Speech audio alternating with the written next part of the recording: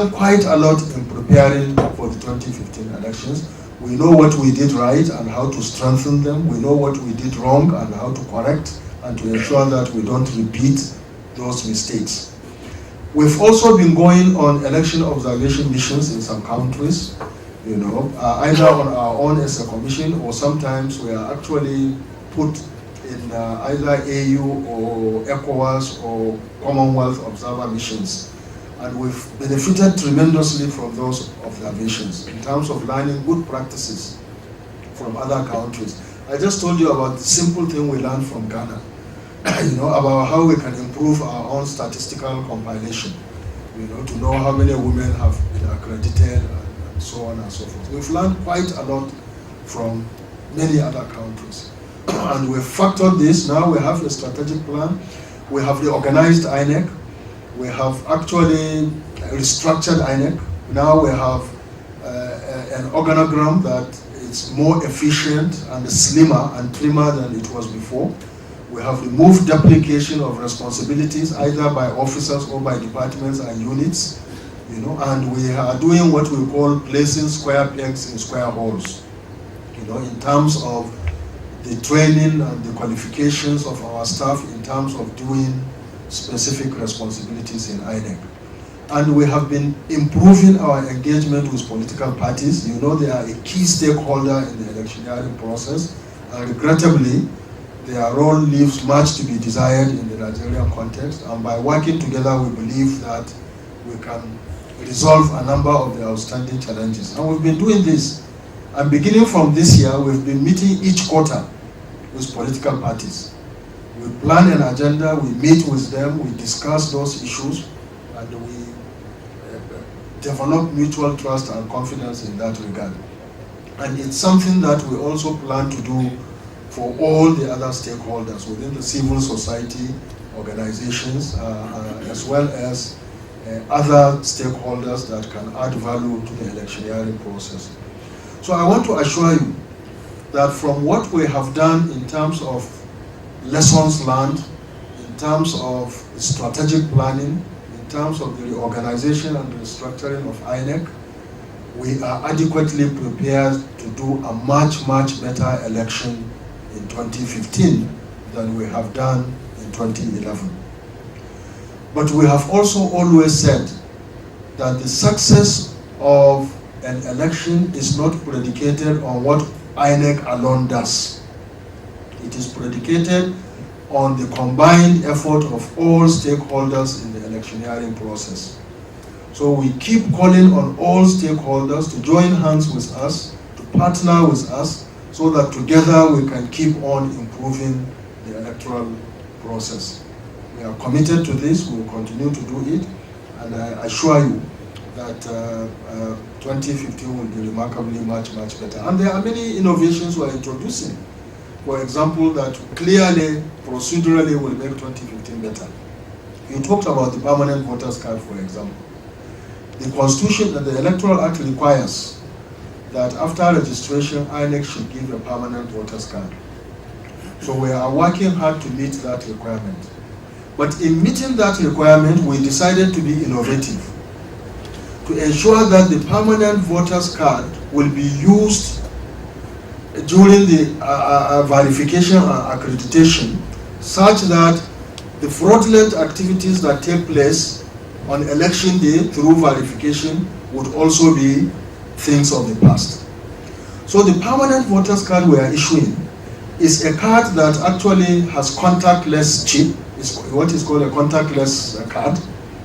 It has a chip which is embedded in the card. The chip contains all the biometric details that we've captured. And come 2015, we are going to use a card reader at the polling unit, so that every registered person will bring his permanent card. That card will be read, his biometric will be taken, and we will have 100% authentication in terms of the ownership of the card and the accreditation for voting. So this is a remarkable improvement. The phenomenon of politicians purchasing voters' cards will be ineffective. You cannot stop them from buying cards if people sell cards to them. But even if they buy the cards, there is no way that those cards can be used on election day. Because unless they cut the fingers of the people who have given them the cards and come and now use it to verify them, it will not happen. The holder of the card is the only one who can truly be verified on election day. So these are things we are doing. We are updating the register, we are improving the voters register. In 2015, there will be no case of addendum register.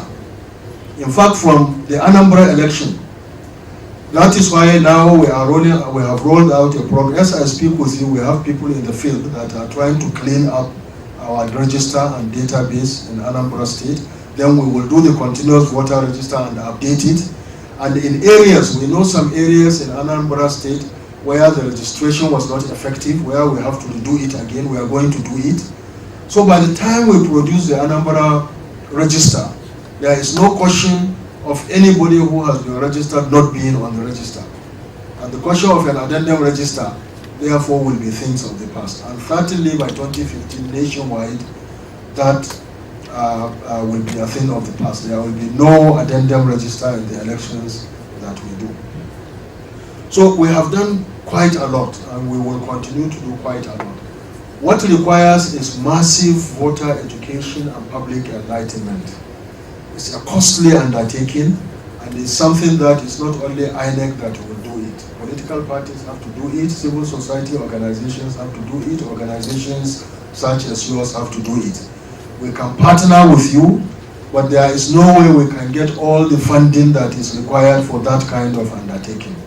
So we have to use multiple media, cost-effective, in order to be able to do public enlightenment and sensitization, so that the more enlightened our voters, the better they can discharge their responsibility in voting and in ensuring that their votes count, and also in choosing the right kind of people that we need, either as legislators or as people in the executive positions of governance. In addition to the continuous voter registration, the permanent voters cards, we also want to do a delimitation of constituencies. The Constitution requires that constituencies should be delimited in at least 10 years or after each census. Regrettably, in Nigeria, the only delimitation that has been done was in 1996, I think, 96. It was under a military regime, and it has not been done since then. There was an attempt in 2006 to do it by our predecessors, but it was not completed and it was not done. And the limitation of constituencies is an important requirement in representative democracy, particularly in a system that is called the first past the post, like the one that we operate, which has another name, single member constituency. The idea of representative democracy in a single member constituency is to delimit constituencies to such an extent that every representative represent near equal number of people. So there is what they call the population quota, and there is need therefore to have constituencies that are as near equal as possible in terms of the population quota. In Nigeria, we know there have been demographic shifts, and it's been 18 years since the last delimitation exercise. And we know delimitation is very, very challenging, it's politically contentious. In fact, what makes it even more contentious in Nigeria is that some traditional authorities and politicians tend to confuse electoral constituencies with administrative boundaries. Because administrative boundaries are it's for resource allocation. So everybody wants to have a local government defined and their administrative boundaries defined, because that's the basis of resource allocation. But an electoral boundary is not the same thing as an administrative boundary. It is merely for the purpose of electing representatives. Unfortunately, in Nigeria, when you want to do delimitation, everybody wants, some traditional authorities will say, don't split us. We want to remain the same, because they think if you split them on electoral constituency, it's like you are splitting them as an administrative unit. So we have to do again a lot of education and sensitization so that people will understand the need to do a constituency delimitation. Time is going fast. There is limited time to do it, but we intend to do our best. We have already started sensitization. We've met with key stakeholders. We've met with agencies that can participate in the process and add value, and we've sensitized the National Assembly, and we will do our best. Our hope is to be able to finish it in the second quarter of next year, well before the general elections. It cannot be used until the National Assembly passed it in a joint resolution. And from our engagement, we are hopeful that we will be able to achieve that. But it is important. It cannot be said that we have not attempted to do a constituency delimitation. And we will do it to the best of our ability, impartially, on a non-partisan basis, and on even a scientific basis, so that there will be less room for acrimony and for controversy. So we are also committed to that, and we've been doing quite a lot in that regard, in terms of preparing for that. So if you take all things together, frankly, the prospects for 2015 are much, much brighter than 2011. The only thing is general apprehensions about what will be the conduct of our politicians. They are already doing things that are overheating the polity. But as I said, we are engaging them. We are doing things right. We are trying to enforce the rules and the laws. And we believe that if all of us as stakeholders will work together, we will be able to also get our politicians to do the right things. I'm happy to say that recently all the political parties have reviewed the code of conduct for political parties and have updated it. And it's a very good omen, because if and when all of them now respect that code of conduct, it will be a very good guiding framework for civility in the political and the electioneering process, for mutual respect for one another, for de-escalation of tension, and for mutually agreeable framework for resolving disputes and conflicts. And that is really what we need. So we will all have to keep on working on that, to sanitize the electioneering environment, to make it peaceful, to make it responsible, and to make sure that those who participate actually participate within the rules of the game. And it's a lot of work for us to do, not just as INEC, but with you and many other organizations in that regard. So, by joining hands together, there is no doubt that we will keep on reforming the electoral process, we will keep on improving it, and the end result will be a better governance process for our country.